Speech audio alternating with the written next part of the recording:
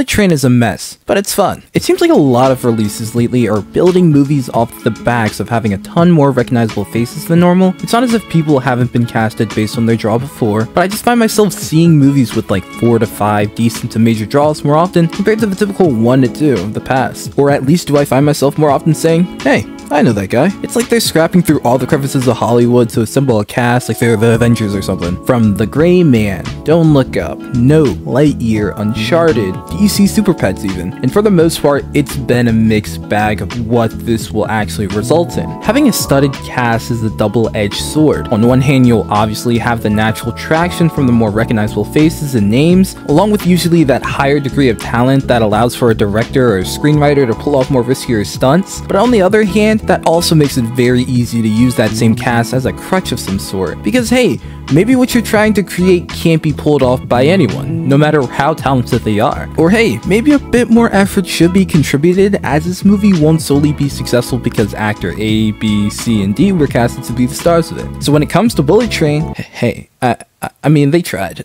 Bullet Train at face value is definitely reliant on getting you in with the names and asking questions later. It's an interesting premise of a group of assassins stuck on a train set to kill each other as they are all connected together in their past. And when I tell you its cast is stacked, I'm saying that it must have taken a miracle for all these schedules to align. Because just giving a quick rundown of things, you even have the less important characters played by Bad Bunny, one of the biggest names in music now, Zazie Beetz, who starred in Joker, Deadpool 2, and Atlanta, Kevin Fukuhara, who starred in Suicide Squad 2016 and the drastically better series of The Boys, Logan Lerman, who was literally Percy Jackson himself, Saundra Bullock, who has starred in Bird Box, Ocean's 8, The Blind Side, and so much more. Then you get to the main cast consisting of Joey King, famous for the Kissing Booth series, and the drastically different The Act, Brian Tyree Henry, another star in Atlanta who also starred in roles such as The Eternals and Into the Spider-Verse, Aaron Taylor Johnson, the star of the Kick-A series and the member of the MCU with Avengers Age of Ultron, Hiroyuki Sanada, prominent roles in The Last Samurai, Mortal Kombat, 47 Ronin, etc. Michael Shannon, star of Take Shelter in Man of Steel, and Brad Pitt, which I mean,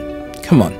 Everyone knows Brad Pitt. And I literally have to stop there as I could go on for the rest of the video and still discredit the pure talent that was in this film. So on paper, we seemingly are supposed to be given another hit for 2022. And for the most part, hey, it was a hit alright, but probably for the wrong reasons. The talent is only as good as the material given, and the vision for the film was just too out there at times, causing what I feel is the biggest problem in the movie, and that is little tension is felt in this film. It's an action comedy, except it's 80% action that just happens to have assassins on the train that make up the rest of the 20% of action. Now, I'm not a fan of dissing a movie for not being my expectations of what a certain genre or style should seem like. Heck, I feel like as long as they can comfortably translate at least the essence of the genre itself and is actually good, there shouldn't be any problem there. Finding that balance and creativity is key to the movie making process, and this movie just isn't the best at it. The comedy itself is hit or miss, with it equally doing work being disruptive to the action's intensity as it does being actually entertaining itself. Like, people straight up die in this movie, but it means little to nothing,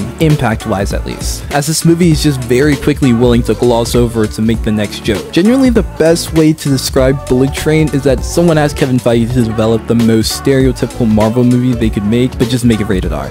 And that's coming from an MCU fan. Like I said, they actively take tension away from a lot of the moments, all in effort for producing an okay joke at times. Yet funny enough, if their goal was to humanize these supposedly cold-blooded assassins through comedy, they did a way better job when they were more serious. Just look at the interactions, such as when Tangerine believed that Lemon was to be dead, and when Lemon actually found Tangerine dead. Very powerful moments that seeing that brotherly love turning into distress and recklessness really made me feel a deeper connection with that duo than almost anyone else in this movie. Now, for being a roughly 2-hour movie in itself, the last thing you would expect is for pacing issues, as they seem to have an adequate amount of time to tell a story. Yet if you truly believe this, you would surprisingly be wrong. This movie very quickly tries to go from place to place, mostly in an effort of introducing this cast that they have, as they have this large ensemble and rightfully want to show it off and give everyone their time to shine. Make it so that if someone paid to see a specific actor or actress, they will get any slight bit of their money's worth for it. This does, however, result in the viewer being treated to a movie that is 50% montages, cutaways, or flashbacks to explain characters' motivations, all for quite literally that very same character to be either killed killed off or never seen again 2 minutes after their introduction.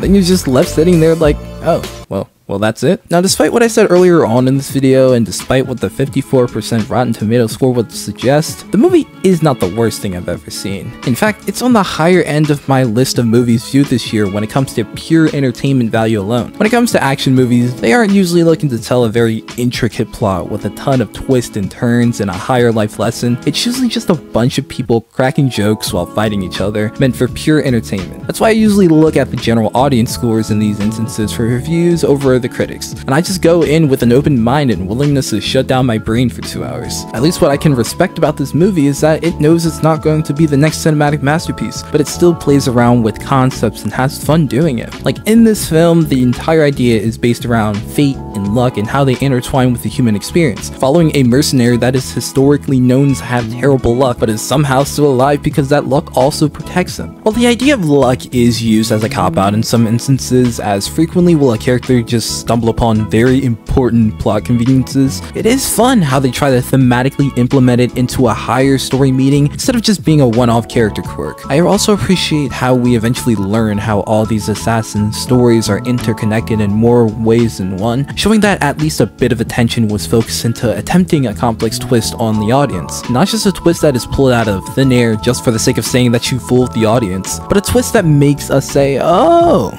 that makes sense. Keeping along with the theme of fate, you also have a cool detail that many of those who die or nearly die in this movie are being harmed by the same harm that they put out into the world. You have the wolf, who dies from his own knife bouncing and hitting him back. Lemon almost is killed by his own gun if it wasn't for him wearing a bulletproof vest. The hornet dies when her own venom is injected into her. The elder is almost killed from having his own sword being used against him, and Tangerine actually dies when his own gun goes off in his face. You even have the Pat's harm being seen to come back and haunt as well, like the White Death dying from an exploding gun that was made by his neglected daughter, and the prince literally dying from a Tangerine truck, Tangerine being the name of the assassin that she helped set up to be killed. The movie isn't perfect, but I respect it because it's trying to be something more while having more and having fun while doing it. And at the end of the day, I am still a film fan, so it is nice to see the Avengers level cast interact with each other. One thing I have to note that the film didn't just attempt, but what I actually thought they were quite successful in, is that they created a very aesthetically pleasing film. The cinematography was on point for the most part, having these expressive forms of lighting bring life to the scenes that they're in, such as the sharp lighting on the faces, the loud and vibrant neon graphics and signs. It honestly visually reminds me a bit of Suicide Squad 2016, except